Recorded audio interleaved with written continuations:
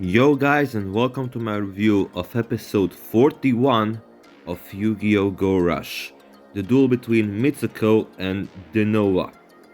And overall, I think it's a solid episode. I definitely think that Mitsuko's last turn carried it with both the animation and just dual quality of it, but a solid episode.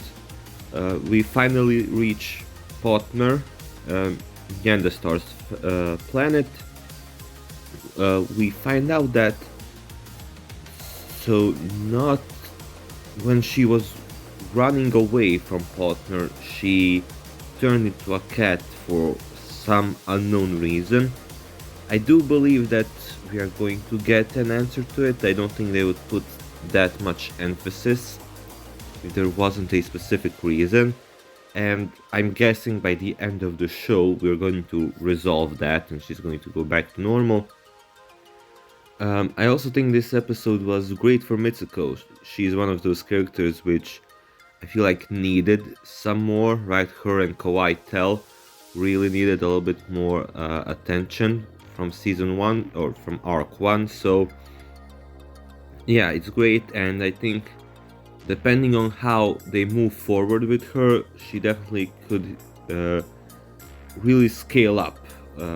But it all depends on how they treat that encounter with Yugioh a little bit later on.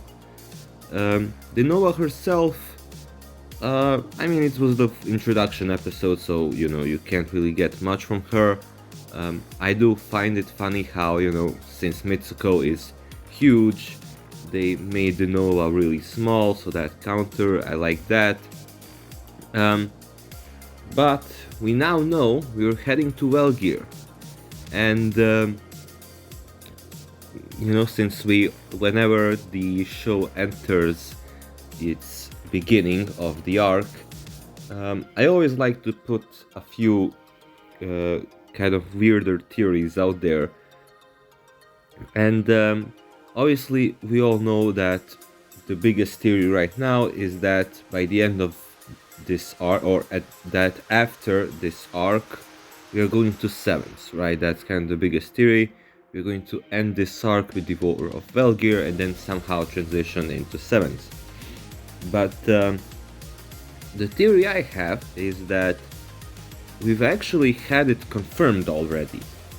What I mean by that is, so the summary for the next episode, and I might go a little bit into spoilers for the end of sevens, so if you don't want those you can leave, but so the summary for next week's episode says that they go to a specific planet to gather a material that will make them go faster than the speed of light so that they can reach Velgear. Now, you could just look at that and say, oh, they need to travel the speed of light because they want to get to Velgear as fast as possible.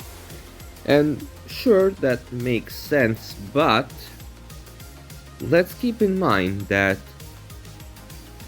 traveling faster than the speed of light, there's a very high chance of you creating a hyperspace, which we saw at the end of sevens, right?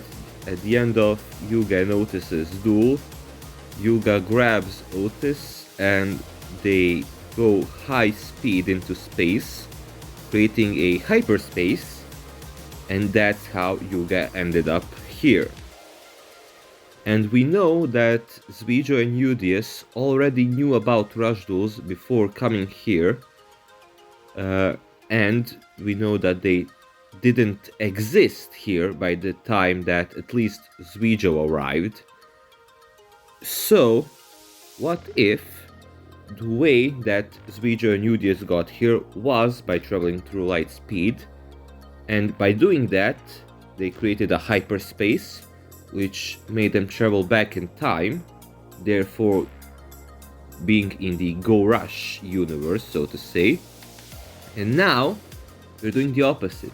We're traveling to Velgear, or at least we assume we are simply traveling to Velgear, but we are actually traveling through time and making a hyperspace, and we're going to end up in what we would consider present day or in the 7th version.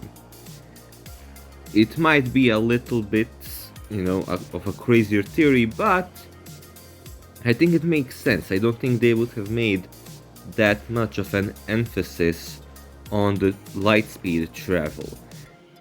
But yeah, I don't know. Tell me, do you guys agree, disagree? Do you think it's a really crazy theory or that there's some chance to it?